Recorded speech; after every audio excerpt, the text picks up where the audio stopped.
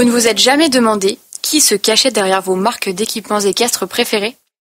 Bonjour à tous, je suis Marion, créatrice de la sellerie En Cadence. Je vous emmène avec moi à la rencontre de personnalités uniques, inspirantes et très créatives au service du cheval et de son cavalier. Ces personnes qui pensent, imaginent, développent et nous proposent leurs créations que j'ai plaisir à vous présenter chez En Cadence. Ces personnes que j'avais vraiment à cœur de vous présenter sont devenues plus que de simples fournisseurs.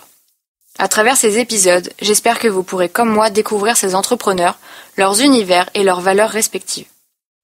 Sans surprise, vous trouverez beaucoup de points communs entre nous, notamment le point de départ, le cheval. Belle écoute à tous.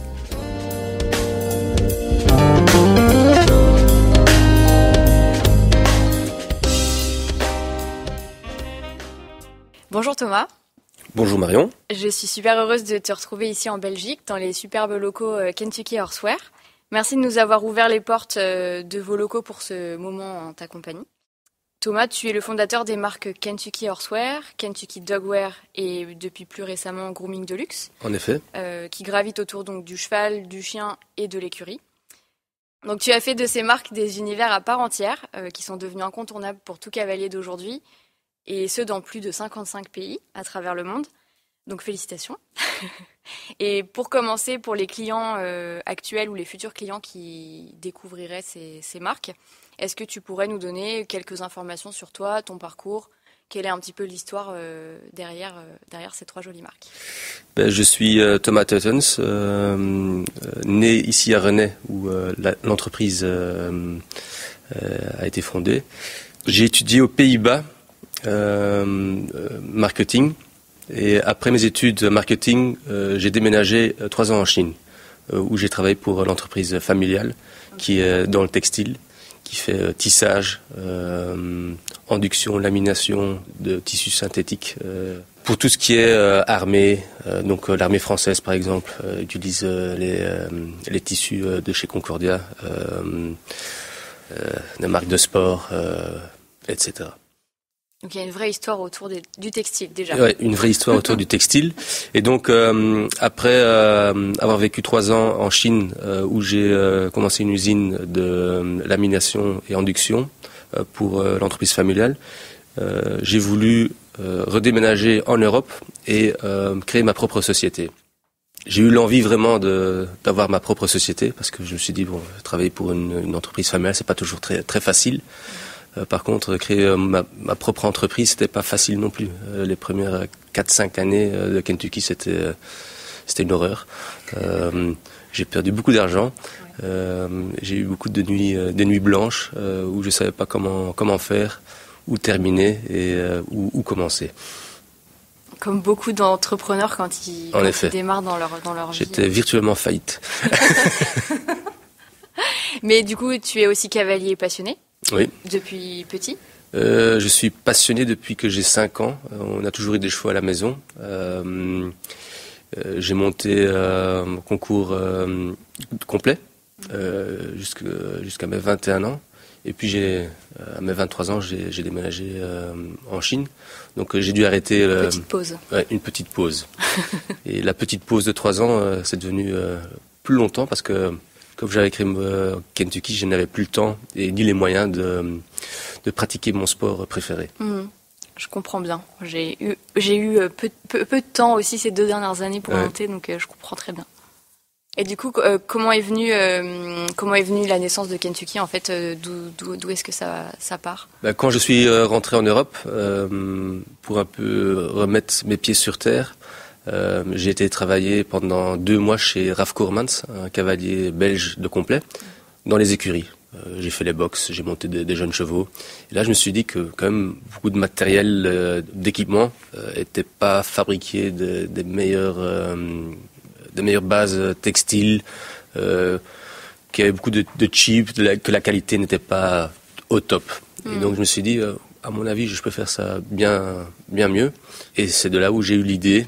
Et où l'idée a commencé à mûrir. Je comprends bien. Du coup, c'est une vraie remontée terrain, l'expérience des produits au quotidien et cette connaissance un peu plus personnelle du textile. Oui, en effet. Du textile, et donc j'ai voulu intégrer deux passions, passion du cheval et passion du textile dans une entreprise. Donc l'idée principale, c'était de faire des couvertures, mais j'avais fait une couverture, premier échantillon, c'était la Rolls-Royce des couvertures, une couverture qui allait coûter plus de 1 000 €, avec des textiles fantastiques, mais beaucoup trop chers. Et donc, je me suis dit aussi, bon, c'est quand même, la couverture, c'est un produit qui est saisonnier. On a besoin de pas mal d'entrepôts pour pouvoir stocker des couvertures, parce que c'est quand même beaucoup de volume. Et là, je me suis dit, je ferais peut-être bien des guêtres.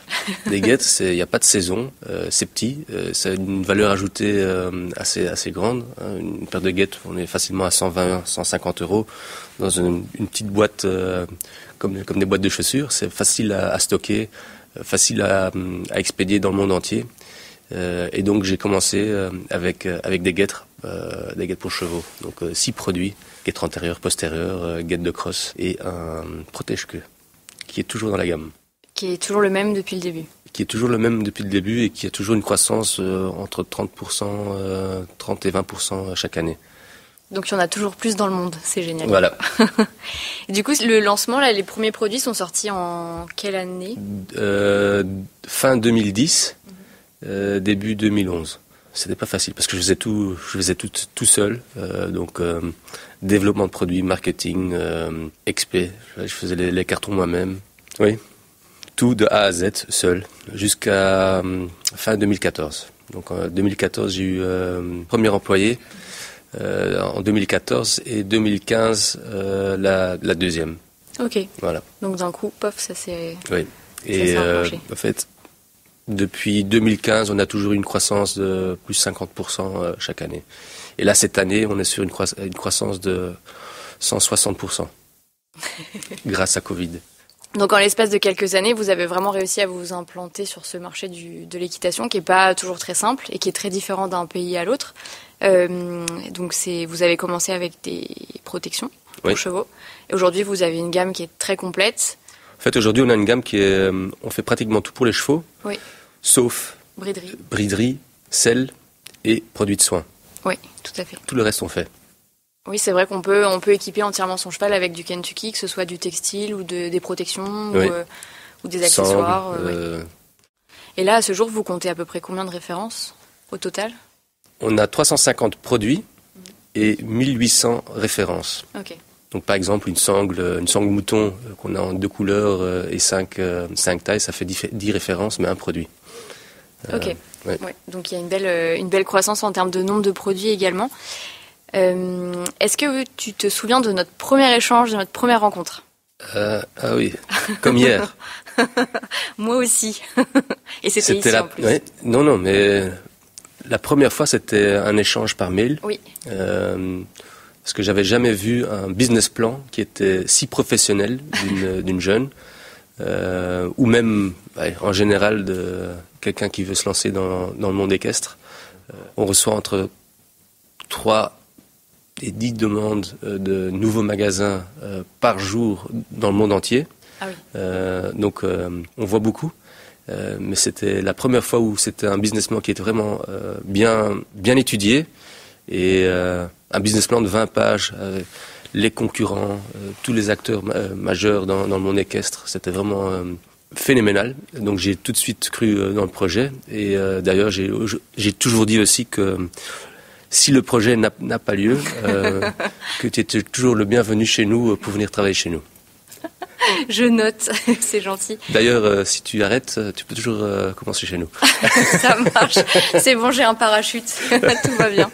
Non, moi je me souviens avoir contacté Kentucky, qui était une évidence pour moi en termes de marque et de positionnement pour la boutique. Et je me rappelle vous avoir contacté l'entreprise par mail. Et c'était un moment où il y avait plus forcément d'agents en France, donc du coup c'était toi qui avais répondu. Et effectivement, je me souviens qu'il y avait eu quelques petites questions un peu techniques sur c'est quoi le projet, le positionnement, quelques petites questions un peu strat. Et je me rappelle avoir répondu de manière assez précise en joignant le business plan, effectivement, l'étude de marché. Et je me souviens être venue vous rencontrer, toi et Philippe, ici. Oui, en effet. Et vous veniez d'arriver dans ces locaux et on avait passé une journée assez sympa à discuter projet, développement, enfin voilà, implantation, quoi. Et c'était un moment assez important pour moi parce que c'était un des premiers vrais rendez-vous avec des marques que je faisais. Et puis être reçu ici dans ces conditions, c'est quand même plutôt plaisant. Donc voilà, un bon moment. Une des choses qui me plaisent chez Kentucky et qui m'ont plu dès le début, c'est vraiment les valeurs qui sont assumées, que vous expliquez vraiment bien aux clients, je trouve, au travers du site. Et puis, on les retrouve en fait à travers toute la gamme de produits. Certains partis pris sur le cheval on les retrouve aussi sur les colliers pour chiens, par exemple. Ça touche notamment les matières. Je prends l'exemple du cuir, en fait, qui n'est pas du vrai cuir en peau, qui est un cuir synthétique. C'est une question qu'on me pose souvent à la sellerie parce que certains clients pensent que c'est du vrai cuir. Donc c'est assez J'ai parlant. déjà eu des personnes qui venaient dans notre entrepôt et disaient c'est fantastique l'odeur du cuir. J'ai dit, mais c'est du cuir artificiel, donc ah bon. Ouais, c'est ça. C'est assez étonnant et même en termes de rendu visuellement au toucher, il y a encore des clients qui sont pourtant des cavaliers habitués, qui sont assez connaisseurs, qui peuvent La plupart ne voient pas la différence. Ouais, exactement. Et ça, c'est une des choses que j'aime vraiment bien, c'est ces valeurs, ce positionnement qui est assumé et qu'on retrouve vraiment dans toute la gamme de produits. C'est pas toujours le cas chez toutes les marques. Parfois, il y a des mini-gammes un peu plus véganes ou un peu plus respectueuses pour telle ou telle raison. Et chez vous, en fait, on le retrouve de A à Z et tout est cohérent. Le jour d'aujourd'hui, il faut être cohérent. Ça sert à rien de faire à moitié. Ou on le fait bien ou on le fait pas. Et ça c'est Kentucky. Ouais. Si on devait résumer, ouais, du coup, les valeurs et les choses qui comptent vraiment chez Kentucky depuis le premier jour, qu'est-ce que ce serait les trois grandes valeurs ou les... L'excellence et l'innovation. On veut toujours être le meilleur, pas le plus grand, mais le meilleur, et toujours être innovant. On me demande toujours, oui, est-ce que vous brevetez des produits? Du non. On veut être le premier, le meilleur, et s'il y a quelqu'un d'autre qui nous copie, dommage pour nous. Mais il faut être rapide. Et nous, on développe des produits à une vitesse incroyable. Je crois que d'ailleurs pour des selleries, c'est pas toujours si simple d'implémenter toutes les nouveautés à la même vitesse, mais c'est notre force d'aujourd'hui. J'ai lu quelque part que par exemple le développement de la show rug, si on va à l'inverse, avait pris quasiment 3 ans oui. Pour être vraiment hyper abouti. Là, à ce jour, donc il y a des produits qui sont très rapides à développer, d'autres qui prennent un peu plus de temps parce que peut-être plus techniques, plus complexes. À ce jour, vous réussissez à mixer des produits assez emblématiques et des nouveautés très régulièrement. Comment l'inspiration, elle continue de venir et comment on s'organise pour être aussi novateur, aussi inspiré? Je crois que c'est un automatisme. C'est dans tout ce qu'on fait chez Kentucky, on a un esprit assez ouvert. Donc on veut toujours apprendre des nouvelles choses. Donc on est toujours au taquet pour avoir des nouvelles idées. Comme je te disais ce midi aussi, le système PIM. On est développement produit, IT. On a beaucoup de jeunes qui travaillent chez nous. La moyenne d'âge est 30 ans. Je suis déjà un ancien, avec mes 38 ans. Mais avoir des jeunes dans l'entreprise, ça donne beaucoup de nouvelles idées et toujours envie de faire des nouveautés. Et développement de produits, c'est avoir l'esprit ouvert et les yeux ouverts et beaucoup voyager. C'est un peu plus difficile pendant Covid, mais se faire inspirer dans d'autres secteurs aussi. Dans le ski, dans le cyclisme, dans le foot, partout. Si on a des œillères, on n'avance plus. Il faut ouvrir un peu les chakras. Moi, je dis ouvrir les chakras, mais il faut aller voir ce qui se fait ailleurs. Surtout que le secteur du cheval a quand même la réputation d'être parfois très en retard sur d'autres milieux. Oui. Donc il y a plein de choses à aller piocher à droite à gauche. Au début de l'échange, tu expliquais que les premiers produits étaient venus d'observation de terrain, enfin du fait de vivre dans des écuries et de travailler dans des écuries. Aujourd'hui, est-ce qu'il y a toujours ce type de remontée d'idées? Vous vous appuyez sur des ambassadeurs peut-être et des partenaires qui testent vos produits, qui vous font des retours? Comment ça s'effectue chez vous? Aujourd'hui, c'est pire parce qu'aujourd'hui, on a une écurie avec presque 15 chevaux. Donc, on utilise les produits tous les jours. On a deux grooms qui travaillent tous les jours avec nos produits. Ma femme, qui est une ancienne groom et qui, à l'instant, vient d'atterrir à Tokyo avec l'équipe suisse en tant que groom. Et je crois que ma femme et moi, on est un peu obsédés de produits. On est les plus gros shoppers de marques concurrentielles aussi parce qu'on aime acheter, on aime tester, voir si c'est vraiment ce qu'on fait est différent de ce que fait la concurrence. De temps en temps, quand il y a des personnes, des copains qui viennent dans nos écuries, ils disent vous utilisez une couverture d'une autre marque et un licol d'une autre marque. Oui, mais c'est parce qu'on teste. Faut savoir quelle est la force. Ça ouvre les yeux. Et de temps en temps, on doit dire c'est un peu mieux fait que notre produit. On va améliorer notre produit. Ouais, ça permet de se renouveler et d'améliorer des petites choses. Si le problème du champion du monde, c'est qu'ils sont champions du monde et ils ont plus personne ils sont les meilleurs. Donc on a envie de devenir champion du monde, mais on veut rester au plus longtemps derrière du champion du monde. Donc on a toujours l'ambition. Et nous, un mot qu'on utilise souvent chez Kentucky, c'est il faut avoir faim. Même si on est champion du monde, il faut toujours avoir faim. Et pour rester champion du monde. Le jour où on n'a plus faim... Oui, on a moins l'envie on a moins le challenge et moins l'envie d'avancer, quoi. On n'est jamais à la fin. On n'a jamais terminé. Du coup, Thomas, en tant que PDG, tu es quelqu'un de très sollicité, tu dois avoir un emploi du temps bien rempli, j'imagine. Comment est-ce que tu fais pour être sur tous les fronts? Tu m'expliquais tout à l'heure que tu étais beaucoup sur l'innovation produit et le marketing. C'est des sujets qui sont très prenants et puis on peut pas vraiment décrocher le soir en se disant j'arrête d'innover, par exemple. Comment est-ce que tu fais pour être sur tous les fronts et comment est-ce que tu t'organises pour jongler d'un sujet à l'autre? Je me réveille chaque jour entre 5h30 et 6h du matin, sans réveil. C'est un automatisme. Mais ça, j'ai ça depuis que je suis enfant. Heureusement, j'ai pas besoin de beaucoup de sommeil. Entre 5 et 6 heures par jour, c'est assez. Ça donne... La chance. Oui, c'est une grande chance. Et puis, je suis au bureau entre 7h, 7h30 du matin pour commencer la journée. J'aime quand même être toujours le premier au bureau et un des derniers pour quitter l'entreprise. Je trouve que ça donne un signe assez important aussi pour les gens qui travaillent pour nous, de voir que même le patron est très ponctuel et travailleur. Et bon, comme on a quand même pas mal de chevaux, j'essaye de monter une fois dans la semaine, pendant la semaine, et donc le samedi, le dimanche, à partir de 7h du matin, on est aux écuries. Ma femme, elle est tous les jours à 6h30, 7h aux écuries, et vers 9h30, elle est au bureau. Okay. Et comment je fais pour gérer l'entreprise, c'est qu'on a Philippe qui est notre COO qui fait l'opérationnel. On a Peter qui est tout ce qui est commercial. Et donc on a des personnes assez fortes dans l'entreprise qui gèrent le day-to-day dans l'entreprise. Et il faut donner la responsabilité à d'autres personnes. C'est le seul moyen de pouvoir grandir.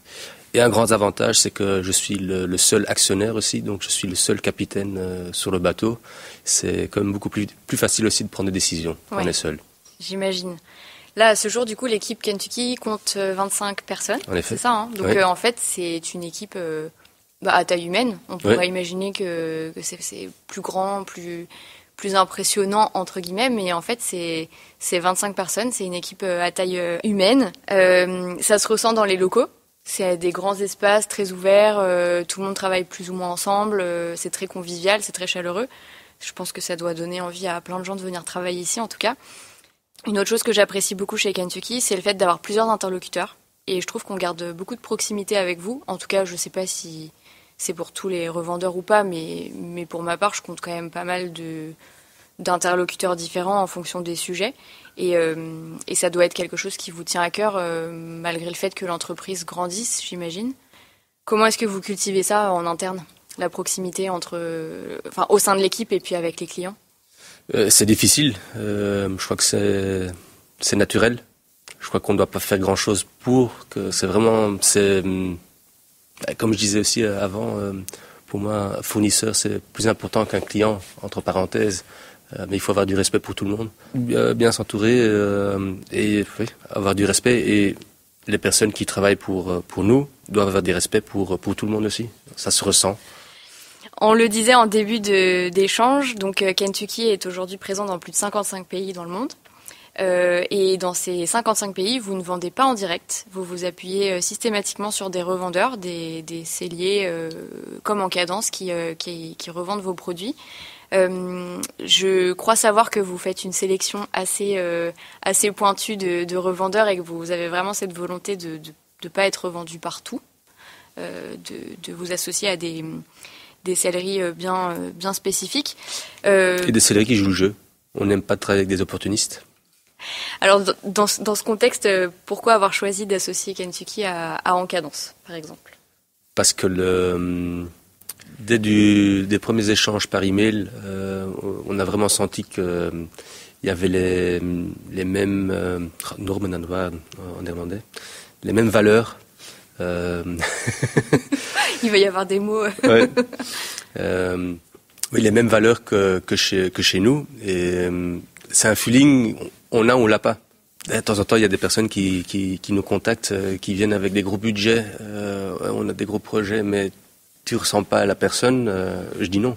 Je préfère travailler avec des personnes où tu as un bon feeling, où il y a vraiment, où ça a été bien pensé comme chez vous. Ça a été pas fait en 2-3 semaines. C'était un projet de plusieurs mois. Quels sont selon toi, Thomas, les facteurs clés du succès actuel de ton entreprise, de Kentucky et des 3 marques ? Il faut toujours se faire entourer par des personnes qui sont plus douées que soi-même. Il faut surtout savoir quelles sont vos forces et surtout vos faiblesses. Je connais très bien mes faiblesses et mes forces. J'ai plus de faiblesses que de forces, donc j'ai pas mal de gens qui m'entourent qui ont des forces qui sont mes faiblesses. Qui compensent. Ouais, qui compensent, donc ça fait le boulot. Et il faut avoir une stratégie court terme, long terme, et se tenir à sa stratégie. Quand on donne aussi des responsabilités à des personnes qui ont des rôles de manager dans l'entreprise, ils prennent des décisions, c'est leur décision. Et ça, c'est très important. La confiance. Confiance. Déléguer, faire confiance et s'entourer, du coup. Et je sais pas comment on dit en français, mais on est une entreprise qui est très data-driven. Donc chez nous, on mesure tout. Vous avez des indicateurs en place Nous, tout est chiffré chez nous. Donc marketing, sales, on a des statistiques de tout. Je me souviens qu'il y a des petits graphes qui sortent en 2 clics. Et ça c'est une force. Hein. Oui, on en revient à tout à l'heure quand tu disais que tu étais prêt à mettre ce qu'il fallait en place, même en termes d'IT, pour justement pouvoir en interne mesurer tout ça et avoir ce suivi qui se fait hyper facilement. Quoi. Quand tu dis aujourd'hui comment ça se fait qu'on croirait que Kentucky soit plus grand, qu'il n'y a que 25 personnes, c'est parce qu'on est très fort en IT. Donc on fait le même chiffre d'affaires. Donc l'année dernière on faisait 10 millions. Cette année on va faire plus de 20 millions. Et on reste avec 5 magasiniers. Donc on a investi dans un système VMS qui est phénoménal, où on a pu automatiser notre picking. Mais ça c'est génial. Ouais. On a 2 personnes back-office. On faisait 5 millions d'euros et 20 millions, il reste 2 personnes. C'est parce qu'on a le site B2B, tout est automatisé, facturation est automatisée, les paiements c'est automatisé. Et ça c'est le futur. Vous avez tous les outils en place pour que tout ce qui humainement peut... Ouais, c'est pas toujours... mes beaux-parents sont des agriculteurs, et quand je dis qu'on économise du personnel, ils disent « Oh, c'est pas bien, il faut donner de l'emploi ». Mais il faut être assez économique aussi. Hein. Et en même temps, c'est quand même un investissement. Enfin, il y a tout un support un peu informatique, ça reste un... Oui, c'est un investissement, mais à long terme, court, long terme... Pour moi, un investissement, ça doit toujours être, en IT, 2-3 ans. return on investment. Un building, moi je compte sur 10 ans. Donc on va assez vite. Tu nous expliquais tout à l'heure, Thomas, que vous innoviez en permanence. Il y a très régulièrement des nouveautés qui arrivent sur les 3 marques, donc Grooming Deluxe, Kentucky Dogwear et Kentucky Horsewear. Et c'est vrai que c'est pas toujours évident en tant que sellerie d'être toujours à jour de tout. Est-ce que tu aurais des petits indices sur les prochaines nouveautés qui pourraient intéresser les auditeurs ? Oui, comme j'ai commencé avec des guêtres, oui. On a quand même une nouveauté qui va arriver bientôt. Ça fait 5 ans que je travaille dessus. Ok. Des nouvelles guêtres CSO, antérieur, postérieur et tout ça. Le fait que ça a pris autant de temps, c'est que on était venu avec une nouvelle idée, nouveau concept très innovant. Mm-hmm. Une fois que tout était en place, prêt pour faire le lancement, on a fait des tests et les tests étaient catastrophiques en termes de durabilité. Mm-hmm. C'était un truc assez écologique aussi. Okay. Et si ça ne correspond pas à la qualité Kentucky, malheureusement, il faut dire non et on recommence à zéro. Back to the drawing table, malheureusement. Et donc, c'est pour ça qu'on a perdu beaucoup de temps, aussi un peu grâce à cause des nouvelles règles de la FII. On avait des mauvais contacts avec la FII, on recevait pas de feedback concernant les nouvelles règles. Je parle d'il y a 2-3 ans. Donc on savait pas vraiment où ça allait. Et je me suis dit, on va se focuser sur d'autres produits. On a assez à faire. Et faire du business, faut être profitable. Donc si tu fais des tapis, des couvertures, c'est un calcul qui est vite fait. Par contre, s'il faut développer des produits où on ne sait pas si ils seront autorisés par la FII, il y a un gros problème. Donc, je me suis dit, on va faire calmos, on va voir ce que la FII décide, et puis on va décider ce qu'on fait. Donc, on sort avec des nouvelles guêtres normalement début 2022. Et comme on a travaillé sur des nouvelles guêtres, on a 2 nouveaux concepts de guêtres qui vont sortir assez rapidement l'un après l'autre. Donc on n'a pas eu beaucoup d'innovation dans les guêtres depuis 8 ans, mais maintenant ça va être assez... Ça va s'enchaîner un petit peu. Ouais, ça va s'enchaîner. Ouais. Mais est-ce qu'il faut le mettre dans le frigo ? Je crois pas. Faut voir. Ouais. Ça va être 2 concepts complètement différents. Ok, ça marche. J'ai hâte d'en savoir plus du coup. Et un amortisseur, un nouveau amortisseur. Ah super. Ouais, qui va sortir dans un mois. Ok, très bien. Nouveau concept, close to the saddle. Et j'ai hâte d'en savoir plus du coup. Qu'est-ce qu'on peut te... Et une nouvelle couverture, j'ai oublié. Une nouvelle couverture, la Hurricane, qui est, en fait, on aurait dû la sortir la semaine dernière avec la tempête qu'il y a eu, parce que ça aurait été parfait. Mais ça, c'est une couverture qu'on va sortir en septembre avec une vidéo de lancement phénoménale. Donc ouais. Je crois que je l'ai vu passer en échantillon, c'est possible ça, non ? C'est possible. Ouais. Et j'ai hâte d'en savoir plus, et puis le mois de septembre ce sera hyper adapté de toute façon pour ce type de produit, donc hâte de l'avoir en sellerie. Qu'est-ce qu'on peut te souhaiter pour la suite du coup ? Nous avons l'ambition de devenir champion du monde ou même champion olympique. Donc ça c'est l'ambition. On veut pas être le plus grand, mais on veut être le meilleur. Ok. Et toujours le premier. Ça me va bien aussi. J'aime bien l'idée. Écoute, moi, je suis super contente que tu aies accepté cet échange pour un épisode de podcast.